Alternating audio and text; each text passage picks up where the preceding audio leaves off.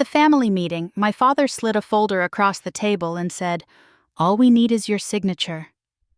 I smiled. "You're 2 days too late," I replied. What they didn't know was that every asset, every dollar, every deed had already been moved into a trust they couldn't touch.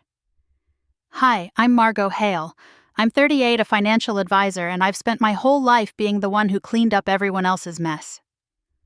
But not this time. This isn't just a story about money.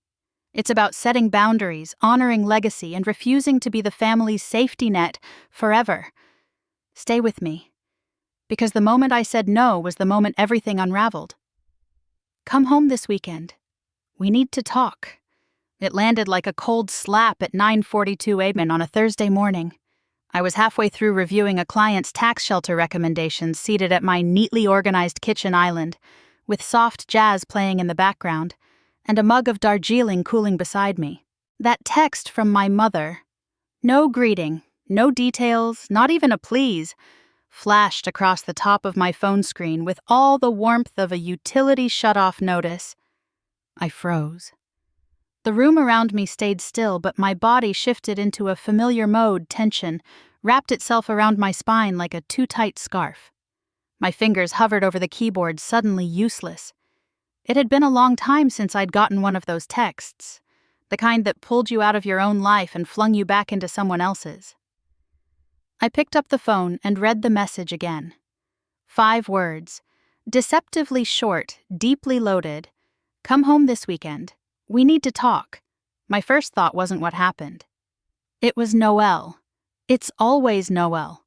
Noel, my younger brother, has been the gravitational center of every urgent family meeting since he turned 16. He's the reason I canceled my first trip to Spain. The reason I postponed client meetings, delayed promotions, drove cross-country with a migraine, and paid for a rehab stint I didn't even know about until after the fact. He was the beautiful disaster everyone protected, and I was the invisible duct tape holding it all together. Now, at 38, divorced and living alone in a town where I don't run into anyone from my past, I had thought, maybe foolishly, that I was finally free from all that. I set my phone down screen side down like I was sealing it in a box. The apartment around me was calm. Morning light filtered through gauzy curtains. The scent of cedar from a candle lingered from last night. I'd created this space over the past 6 years like a sanctuary. A quiet, neutral palette where nothing screamed or sobbed or shattered. My ex-husband Jeremy used to call it cold. But he never understood that quiet wasn't the absence of warmth. It was the absence of chaos. And that for me was everything. Still, I couldn't shake the tension growing in my chest. I knew my mother, knew the tone of that message. It wasn't about Sunday brunch or asking if I'd meet her new bridge partner. It was summons, pure and simple. I needed a voice of reason. I called Nina. She picked up before the second ring. "You got the text, didn't you?" I blinked. "How did you—" "Your voice," she said. "You sound like someone who's been emotionally pickpocketed." I let out a dry laugh. "That's disturbingly accurate. Let me guess. No context. Just a vague command that smells like bad news and family dysfunction." I held up my phone so she could read it. She squinted. "Come home this weekend. We need to talk." Oof, classic Lillian. Straight out of the passive-aggressive matriarch handbook. "It's about Noel," I said, already knowing I didn't need to explain further. "Of course it is. What's the over-under? This time failed business girlfriend drama. Secret child."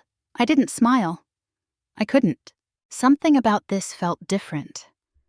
Like the quiet before a storm I couldn't quite see but felt approaching from all sides. Not just financially, existentially. "I don't know," I said, "but it feels serious. Not just messy serious, real serious." Nina leaned forward through the video screen, voice softening. "What are you going to do?" I hesitated.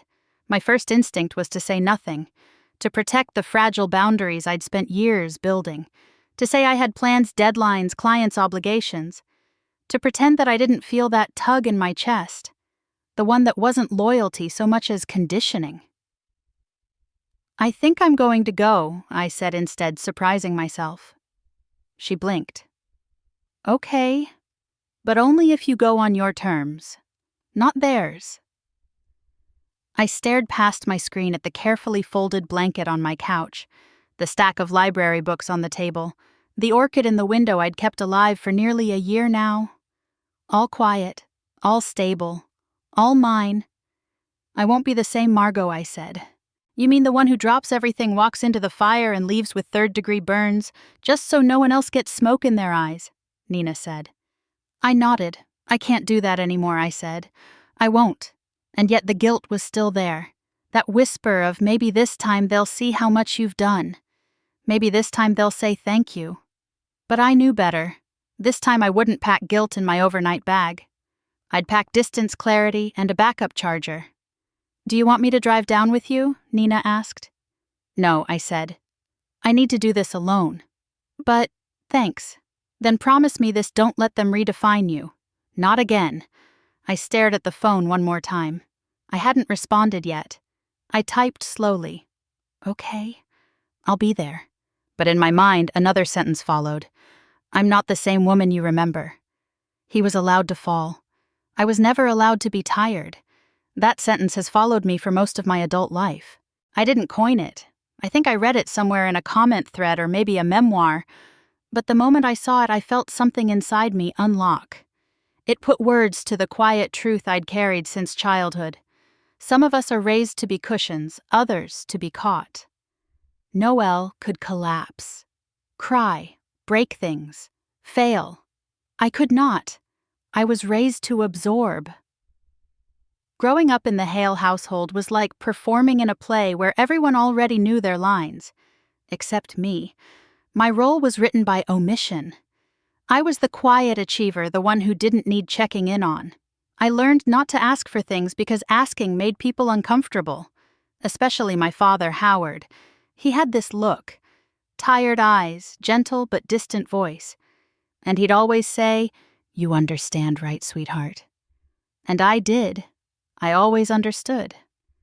That money was tight, that Noel was going through something, that Mom had too much on her plate, that it wasn't a good time to bring up my award, my broken bracelet, or the fact that I cried myself to sleep the night my science fair trophy got crushed in the garage. Noel once totaled our neighbor's car trying to teach himself how to drive stick. He was 13. My parents grounded him for a week and bought him pizza the second day because he'd had such a rough time. When I twisted my ankle at track tryouts, my dad asked me to walk it off and not make a scene in front of the coach. At 15, I stopped expecting fairness. At 17, I stopped needing it. Or so I thought. But not everyone in the family missed me. My grandmother, Evelyn March, my mother's mother, saw something in me from the beginning. She wasn't warm in the traditional sense. She didn't hug often or gush over report cards. But when she looked at me, it felt like being seen fully, not just for what I could endure, but for what I could become. She didn't talk down to children. She talked with them. On Saturday afternoons when I'd stay over, she'd let me sit beside her in her study, where mahogany shelves held thick leather-bound books, and the windows opened to the sound of wind in the aspens. She'd poured 2 cups of chamomile tea, one with honey for her, plain for me, and spread out old newspapers and stock pages like storybooks. "This column," she said once, tapping the page, "this tells you what people believe about the future. Never invest based on today's mood. Invest based on tomorrow's value." At 12, I didn't fully understand, but I nodded, because I wanted to. When I was 16, she helped me open my first brokerage account using the money I made tutoring geometry. While my parents bought Noel a second-hand motorcycle, Evelyn gave me a copy of The Intelligent Investor with a handwritten note in the margins. "Financial independence is emotional freedom. Own both." She told me things my parents never did. You don't owe people your peace just because they share your blood. Love is not the same as sacrifice, and sometimes they pull in opposite directions. Never let guilt hold the pen when you're writing your future. At the time, I didn't realize she was preparing me. not just for money, but for survival. Evelyn was graceful in a way that made people uncomfortable. She didn't explain herself and she didn't apologize. My mother called her too private. My father said she was hard to read. I thought she was the strongest woman I'd ever met. When she passed away, I was 29 and halfway through my MBA.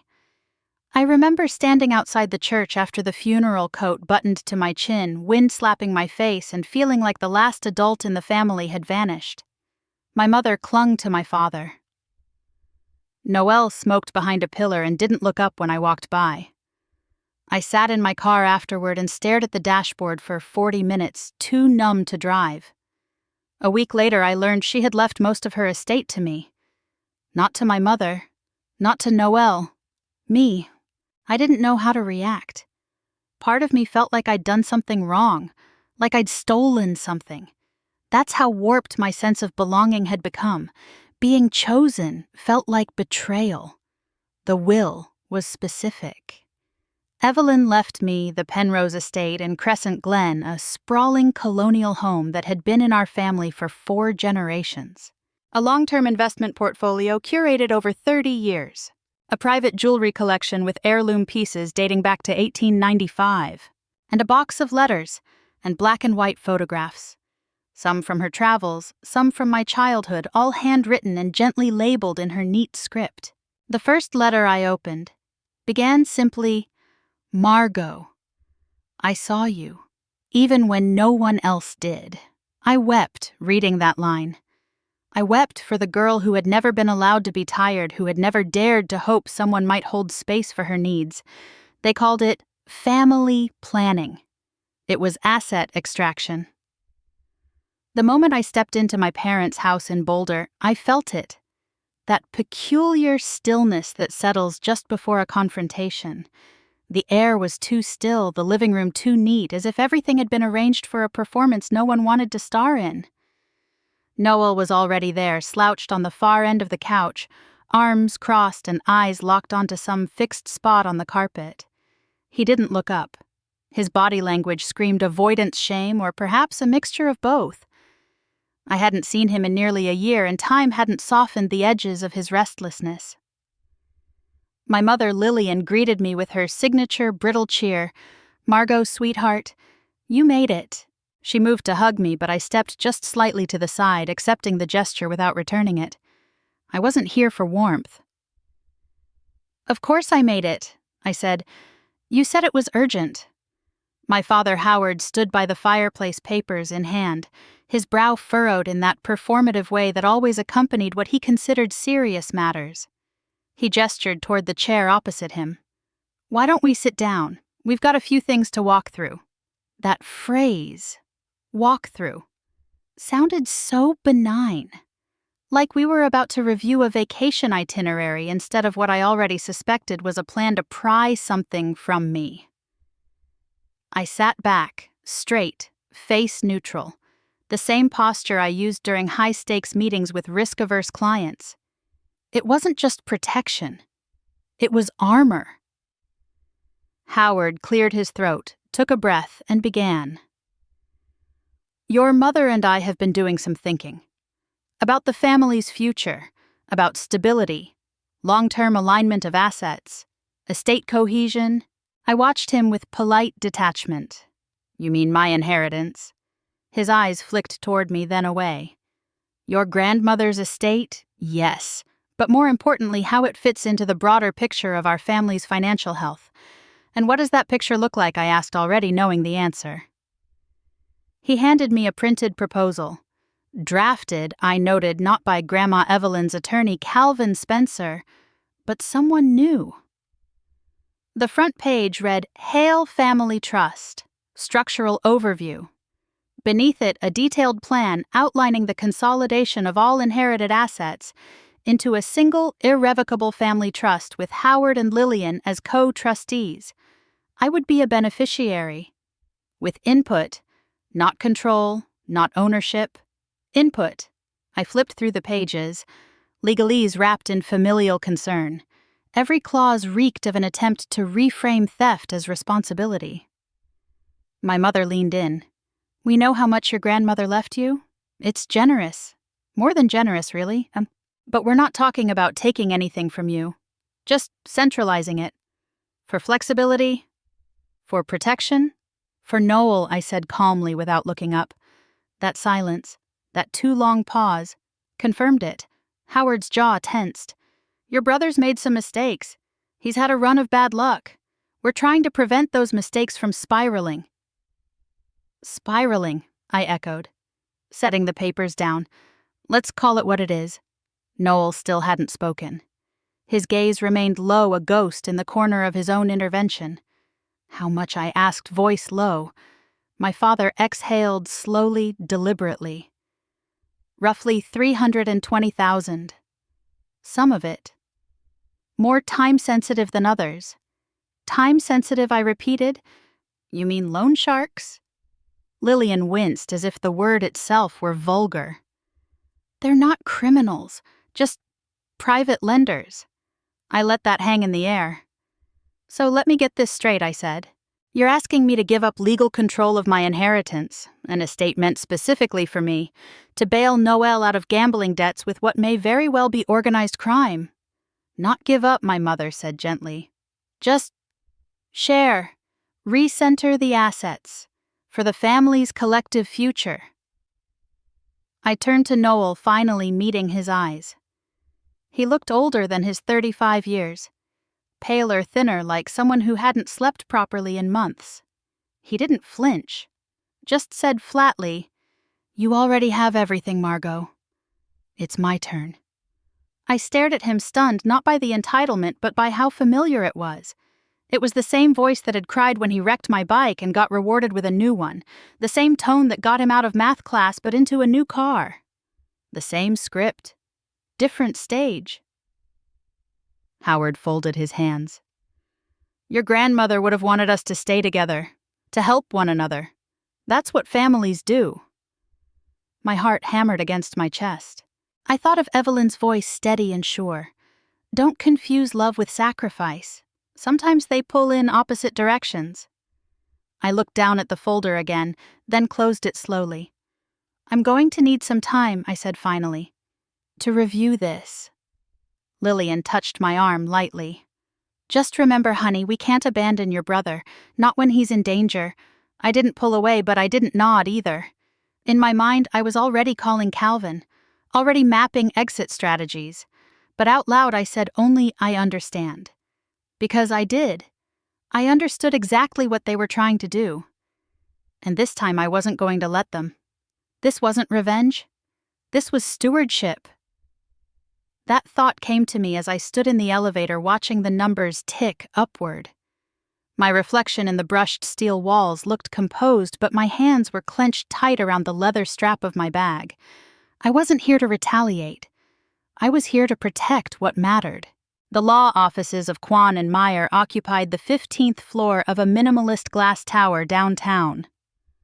Rachel Kwan greeted me in a tailored navy suit and red-framed glasses that didn't soften the sharp intelligence in her gaze.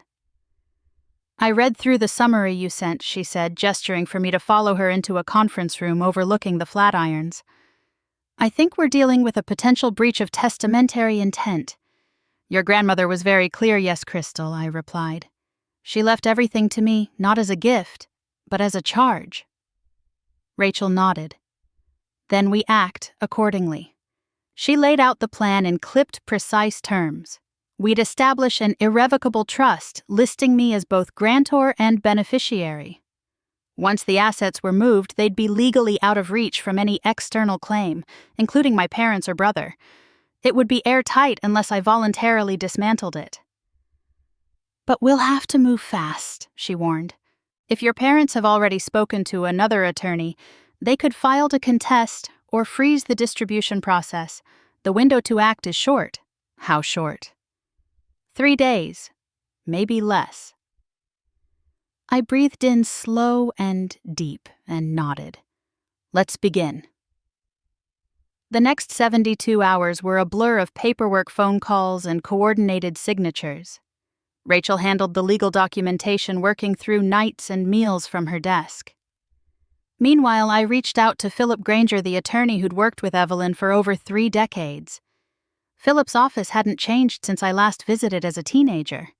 Wood-paneled walls, soft leather chairs, the scent of pipe tobacco lingering in the books. His silver hair had thinned, but his mind was still sharp as glass. She always said you'd be the one he told me as we reviewed the portfolio. She didn't trust many people, but she trusted you to carry her vision forward. Together, we transferred the Penrose Estates deed into the trust, along with the investment accounts, using expedited filings. Each move felt like locking a door behind me, securing another room from the reach of people who had mistaken inheritance for entitlement.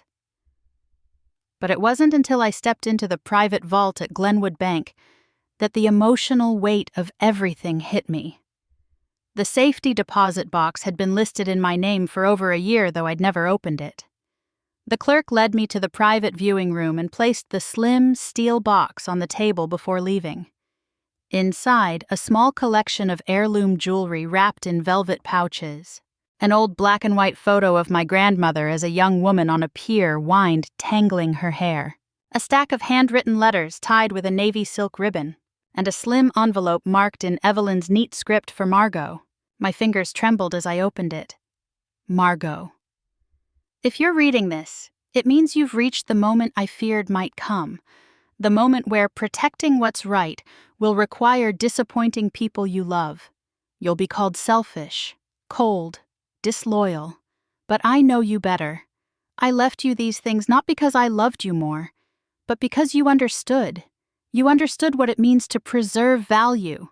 You saw that love and responsibility are not the same. If you protect this, you're also protecting the version of yourself I always saw.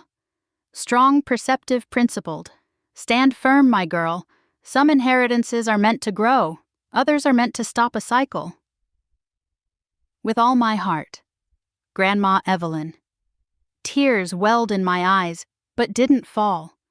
I wasn't sad. I was steady. That letter didn't just give me permission, it gave me clarity.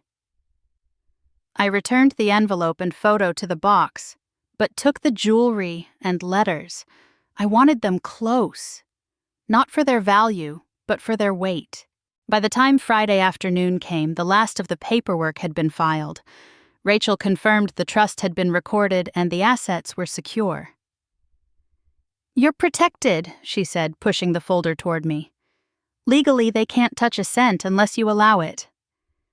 I nodded, exhaling for what felt like the first time in days. "They won't understand," I murmured. "They'll think I'm heartless." Rachel didn't offer platitudes. She just said, "Let them." That evening, I returned to the Penrose estate. The house felt different. Not haunted or heavy, but expectant. As if it knew I'd done what I had to do. I sat in the library Evelyn loved so much, and placed her letter in the drawer beside her old fountain pen. I imagined her sitting in that very chair scribbling notes to herself about taxes or flowers for the summer garden, knowing I might one day face this choice. This wasn't revenge. This was stewardship, and I would carry it forward. With eyes open, spine straight, and every lock secure. The air in my parents' living room was thick with anticipation when I stepped in. Afternoon light filtered through the high windows, illuminating the same furniture that had been there since I was a child. Everything looked as it always had. Chintz upholstery, a heavy grandfather clock ticking like a slow metronome of obligation. But something fundamental had shifted. This time, I wasn't here as the fixer. Noel was already seated on the couch, arms folded tight across his chest. He didn't meet my eyes. Lillian fluttered near the fireplace, clutching a folder to her chest like it was a Bible. And Howard, always the orchestrator, stood behind the leather armchair, his expression carefully neutral, but his posture said control. "Margot," my mother said, her voice falsely warm. "Good you're here. We can begin." I didn't respond with pleasantries. I took the same seat I always had during these family discussions. Only now I carried something else entirely certainty. Howard cleared his throat and moved to the coffee table, laying down a thick set of documents. "We've had some legal advice," he began. about how to best honor your grandmother's legacy while making sure the family remains secure. I remained silent watching the script play out. He opened the folder. This is the proposed structure for a family trust. It would consolidate the estate's remaining assets. Your mother and I would serve as trustees, and all distributions would be handled with transparency and fairness. Lillian leaned in. It's really just a formality, sweetheart. A way to keep everything clean, united, and helpful, Noel added flatly, to people who actually need it. I placed my hand on the table but didn't reach for the folder. There's no need for me to review that. My mother blinked. What do you mean I met my father's gaze? The assets from Evelyn's estate have already been transferred. The Vermont property, the investment accounts, the heirlooms, they're all now under an irrevocable trust. I'm both the grantor and the beneficiary. Silence fell so heavy it seemed to press against the walls. What Howard said, a note of disbelief slicing through his voice. I've secured everything I said calmly, legally, permanently. Noel sat up straighter. What I protected, what she left me, I said. What she intended for me to protect. You have no authority over it anymore. Lillian's face crumpled first. Margot, why would you do that? We're your family. Noel scoffed. Unbelievable. You get the estate, the money, the house, and now you lock it all down. What about the rest of us? My father didn't yell, but his voice grew razor sharp. You had no right to go behind our backs like this. We'll contest it. You're welcome to try, I said, holding his gaze. But the will was valid. The trust is legally sound. And what you call secrecy, I call survival. You've always been like this, Noel snapped. Acting like you're better. Like none of us matter. I turned to him, and for the first time I didn't feel that pang of guilt. You were allowed to fall. Again and again. And someone was always there to cushion the landing.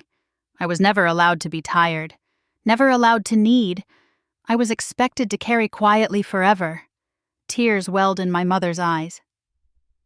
She reached across the table, her fingers brushing mine. He's in trouble, Margot.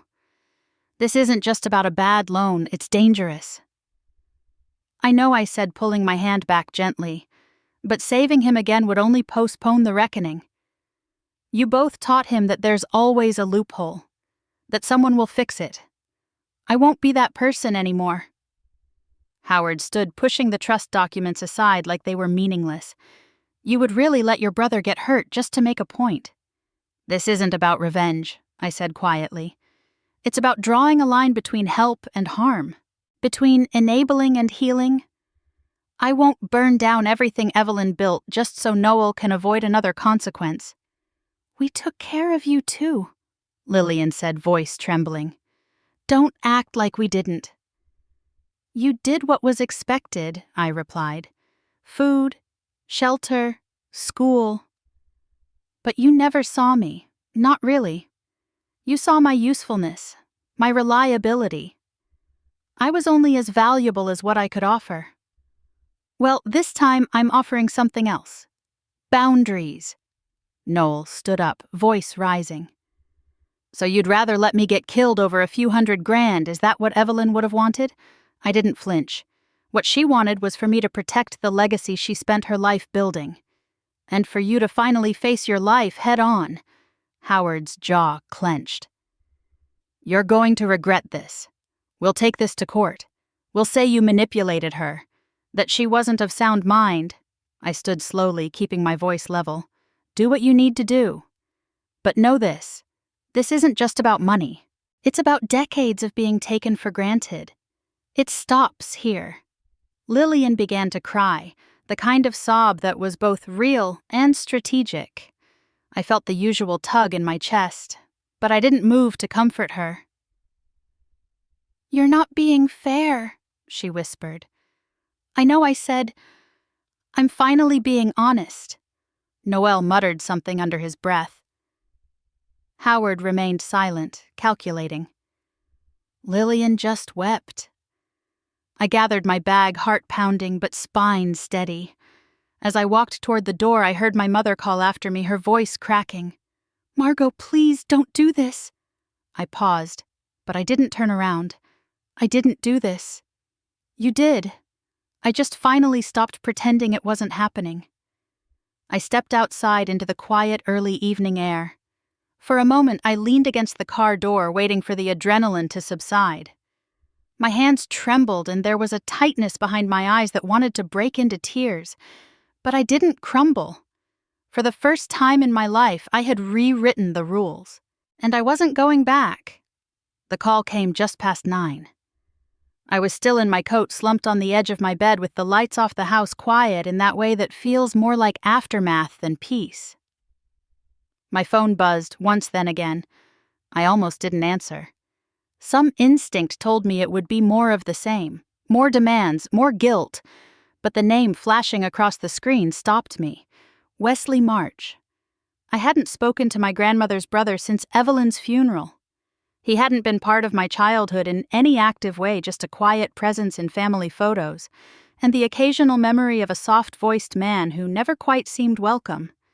"Margot," he said when I picked up his voice, gravelly but steady, "I heard what happened today." I blinked into the darkness. "How Calvin Spencer gave me your number. He thought I might have something you'd want to hear." "Calvin?" "Of course." That meant this wasn't a social call. "There's a cafe near Sycamore," and 8th Wesley continued. "Meet me there tomorrow. 9 sharp. We won't be overheard." It wasn't a request. The next morning, I found myself seated in a booth at a near-empty diner with chipped red vinyl seats and the scent of burnt coffee lingering in the air. Wesley looked older than I remembered. His silver hair was thinner, his posture more curved, but his eyes were sharper than anyone else's in the family. "I didn't think you even liked Evelyn," I said by way of greeting. He offered a faint smile. "I didn't like what she became in her later years. But I respected her. More than most." We sat in silence for a moment before he reached into a leather folder and slid a small stack of papers across the table to me. Bank statements, property appraisals, loan notices, titles. "Your parents are broke," he said, not unkindly. "Have been for years." I looked at the documents at numbers so low and debt so high it didn't seem possible. The house I grew up in had not 1 but 2 mortgages against it. Their retirement accounts were drained. Their credit cards were maxed out. Every line was a breadcrumb leading back to Noel. And their refusal to ever let him fall. "They sold your grandfather's coin collection 6 years ago," Wesley added. "The one that was supposed to be split between you and Noel." I stared at him. "They told me it was still in the family vault. It was sold to a collector in Seattle." "Quiet deal. They needed the money to cover some real estate losses, and I suspect one of Noel's earlier casino tangles." I felt something inside me crack. Not loudly, not sharply, just a slow pressure release of anger that had been building for years. They hadn't just used me as a fallback plan. They'd been lying to me about the past for far longer than I realized. They thought Evelyn's estate would be their reset button, Wesley continued. Their miracle fix. She knew that, by the way. I looked up. "She didn't name me in the will for a reason," he said simply. "But she asked me to keep an eye out. Said if things ever got ugly, I should help you see the whole picture." I glanced at the folder again, overwhelmed. "Why tell me now?" "Because yesterday you did something no one else in this family ever had the spine to do," he said, leaning forward. "You said no. And not just for yourself. For her. For everything she built. But I figured you deserved to know what you were really standing up against." I exhaled, slow and shaky. "They kept saying I was abandoning them. They abandoned responsibility years ago," he said. "You're not the villain here, Margot. You're the one who stayed sane in a family built on selective memory." I turned the pages again, feeling the weight of the numbers and years behind them. The web they'd woven, the lies they'd held together with polished dinner parties and forced Christmas photos. "She trusted you to lead," Wesley said gently. "Not to save. There's a difference." I let that sink in. My grandmother hadn't chosen me because I was the strongest or the most dutiful. She chose me because I was the only one who saw beyond short-term chaos.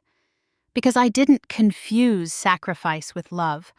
Because I understood that preserving a legacy sometimes means letting people face the collapse of their own poor choices. I looked back at Wesley. Why did she ask you to help? She said if there was anyone in the family who'd know what it's like to walk away from dysfunction. It was me, he replied. And she was right. Outside, the wind rustled the last of the autumn leaves against the windows. I gathered the papers, tucking them carefully into my bag. Thank you, I said quietly. Wesley nodded, once solemn. Don't let them twist the story, Margot. You didn't betray the family. You're the first one who ever tried to change the ending. I stepped out into the crisp morning, the sky overcast but clearing. The truth hadn't made anything easier, but it had made something possible. Clarity, direction, resolve, and most of all, a deep, grounded certainty I was never meant to be their lifeboat. I was meant to be the one who built something that could survive the storm. For the first time in my adult life, I invited my family into my space, not for a holiday, not out of obligation, but on my terms. The living room of my Ashfield home had never hosted this many emotions at once. The long oak table, usually a quiet place for morning coffee and spreadsheet reviews, was now a stage for something far more delicate, the possibility of rebuilding. I'd chosen every part of the setting deliberately. No dining room hierarchies, no formal seating to assert power. Just chairs in a gentle circle, warm light from the floor lamp, a pot of jasmine tea steeping on the sideboard. I wanted clarity without confrontation. Rachel sat to my right, her legal pad balanced neatly on one knee.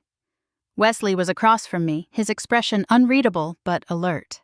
And Nina, who had offered to sit in, not as a referee but as emotional scaffolding, rested a steady hand on the arm of the chair beside mine. My parents arrived first, Lillian with a casserole in a quilted tote as if dinner could soften the battlefield. Howard carried nothing, not even a folder this time, perhaps sensing that strategy was no longer his strongest suit. They looked at the people assembled and seemed to understand this would not be a typical conversation. Noel came last. He looked like someone who hadn't slept in days. A hoodie pulled over his ears, jeans, wrinkled eyes downcast. Still he came. That mattered. I let a beat pass before I spoke. Thank you for coming, I said, my voice steady. I know this isn't easy. Lillian nodded but said nothing. Howard watched me like he was waiting for a cross-examination. Noel kept staring at the floor. I'll get straight to it. The trust remains untouched. The assets are protected. That's not up for discussion. Silence, but the weight of it was different this time. Less surprise, more bracing. However, I continued, that doesn't mean I'm not willing to help. But any help I offer will come with conditions. Howard shifted in his seat. So this is... what a negotiation. No, I replied. It's a boundary. And an offering. I turned to Noel. You need help. Real help. Not a bailout, not another Band-Aid. I've spoken with a residential treatment center outside Ithaca. They specialize in gambling addiction. 90-day program full-time with aftercare. His eyes flicked up to mine. How? How much does that cost? I'll cover it. With my own money, not Evelyn's. He blinked clearly, not expecting that. But before he could respond, I held up a hand. But if you walk out halfway or relapse without returning to treatment, the support stops. No more second chances. This is it. He nodded slowly, swallowing hard. Then I turned to my parents. You've spent years trying to protect him from consequences.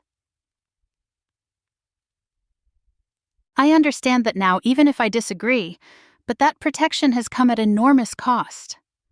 Lillian opened her mouth to speak, then closed it again. You need to sell the house, I said plainly.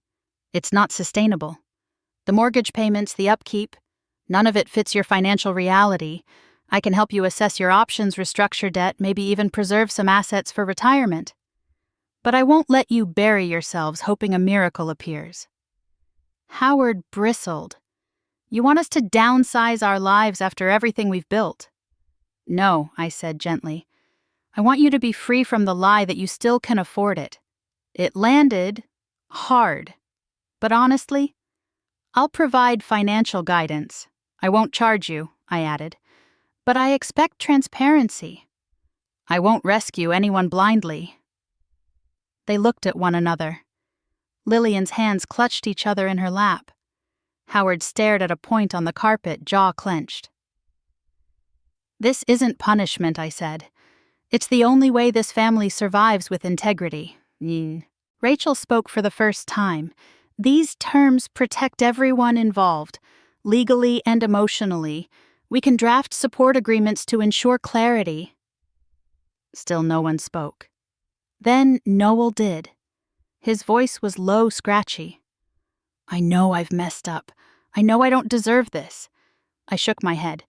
This isn't about what anyone deserves. It's about whether we want to break the pattern. I'm scared, he said, voice cracking. But I'll go. Lillian reached for his hand. We just didn't want to lose him, she whispered. You didn't, I said. But you almost lost yourselves. And me. Howard finally looked up. We'll sell the house, he said. You're right. For a moment the room held something close to peace. Not resolution, not yet. But the beginning of a path forward that didn't require betrayal or erasure. We spent the next hour going over logistics, timelines, program admission, real estate contacts. Rachel took notes. Wesley offered to help coordinate the move. Nina squeezed my hand once quietly. As the meeting wrapped up, Noel lingered behind while the others shuffled toward the door. He looked older than his years, but clearer somehow. I meant it, he said. I'll try. I'm really going to try. I know, I said. Trying is the only thing that ever mattered. He hesitated, then added, Thank you for not giving up on me. Even when you should have. I smiled, a little tired, a little hopeful. I didn't give up. I just stopped lying to myself about what helping looks like. He nodded, then turned to leave. When the door closed behind him, I exhaled a breath I hadn't realized I'd been holding. This wasn't reconciliation in the fairy tale sense, but it was something else. Harder, more real. A family, maybe. Finally building something on solid ground. The frost had lifted from the lawns of Penrose Estate, leaving the grass soft and uneven beneath the soles of Margot's boots. She stood on the wraparound porch, coffee in hand, wrapped in a gray wool shawl that had once belonged to her grandmother, Evelyn. The restoration was nearly complete now. Ivy trimmed back with care, the shutters repainted in historical slate blue, and the original banisters reinforced but preserved. The work had taken time. Longer than she expected. But then again, so had healing. Inside the house was quiet, save for the soft ticking of the grandfather clock in the foyer. Margot liked it that way. After years of noise, emotional, financial, familial, quiet was not just a comfort, but a choice. She still checked in with her family.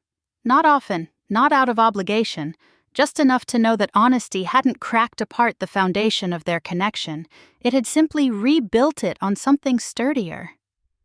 Noel had completed his 90-day residential program 3 months ago. He now worked at a greenhouse on the edge of town, tending to orchids and ferns like they were breathing companions.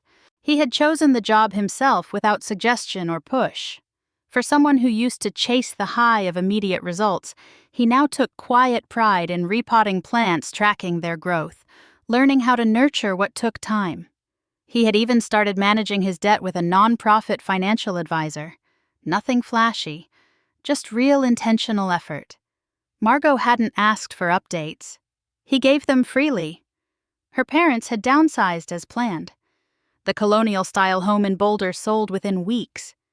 They moved into a modest 2-bedroom condo near the public library. Howard had taken a part-time position as counsel at a smaller firm. Less prestige, but steadier than trying to salvage the remnants of his old practice. Lillian had joined a book club and in a surprising twist started taking watercolor classes. There were awkward calls, Still moments of defensiveness. Some silences were still loaded, but Margot noticed something else: two fewer excuses, more quiet admissions. No more pushing her to reconsider the trust or veiled suggestions about future emergencies. The old dynamics hadn't vanished, but they were no longer invisible. And that made all the difference. On the first Sunday of every month, she invited them to lunch. Nothing elaborate. Soup, fresh bread, a little wine. Sometimes they came, sometimes they didn't. That too was a kind of healing, allowing space. One chilly morning in early April, Margot received a letter from the regional bank where Evelyn had kept a safety deposit box. They had recently updated their digital cataloging system, and a final envelope, filed under a miscoded name, had surfaced. It had been missed during the original inventory. She drove to the bank that afternoon, heart heavy with a mix of curiosity and grief. Inside the envelope was a small folded sheet of stationery, Evelyn's familiar cursive, etched in blue ink across the page. My dearest Margot, if you're reading this, you've likely faced the choice I always feared for you, the one where love and truth pull in different directions. You may feel cruel. They may call you selfish. But boundaries are not cruelty. They are survival. They might hate you for the boundary, but one day they'll thank you for not letting them drown. Grandma. Evelyn. Margot read the letter twice, then folded it with reverence and tucked it back into the envelope. She didn't cry this time. She didn't have to. It wasn't sorrow she felt. It was alignment. Her grandmother had seen her clearly even when no one else had. That evening, as twilight painted the estate in amber hues, her phone rang, a number she now recognized instantly. "Hi, Noelle," said his voice softer but firmer. "It's me." "Hey," she answered, sinking into the old velvet chair in the library, the same spot where Evelyn used to read her Agatha Christie novels on rainy afternoons. 6 months clean today, he said. Margot smiled, her hand tightening slightly around the phone. "That's wonderful, Noelle. How are you feeling?" He paused. Grateful, still scared sometimes, but also more present than I can ever remember. There was a silence, not awkward, just full. "I wanted to thank you," he added, "not just for helping, but for not giving up on me, even when I gave up on myself." She breathed in slow and full. The words landed gently, but they didn't erase the past. That wasn't their job. "That's not what family does," she said finally. "Family tells the truth, even when it hurts." He didn't speak right away. "Then, that's the part I'm trying to learn. Telling the truth. Not just to you, to myself." They spoke for a few more minutes. About the greenhouse, about a new book he was reading, even about the upcoming tulip festival in town. When the call ended, Margot sat in the quiet for a long time, staring out the window at the newly planted magnolia tree just beyond the porch. What Evelyn had left her wasn't just property or jewelry or market indexes. It was a map, a guide for choosing truth over comfort, clarity over guilt, strength over silence. A new kind of inheritance. One measured not in dollar signs, but in boundaries kept in identities reclaimed in peace that didn't rely on anyone's approval. The house would never be perfect, neither would the people in it. But Margot had stopped waiting for perfection. She had chosen something braver, real. And in that truth, she found the freedom that her family, finally, was beginning to understand. If you've ever felt like the dependable one, expected to hold everything together while no one noticed the cost, you're not alone. Margot's story isn't just about inheritance or family drama. It's about the invisible labor so many of us carry, and the quiet strength it takes to finally say, enough. Have you ever had to draw a boundary that others didn't understand? What legacy would you want to leave behind? Not just in wealth, but in wisdom. Let us know your thoughts in the comments. We read everyone. And if this story resonated with you, please consider subscribing to our channel and hitting the notification bell so you won't miss more real-life stories about courage, self-worth, and finding your voice, no matter how late it arrives. Thanks for listening. And wherever you are, may you find the strength to protect what matters most, even when it's hard.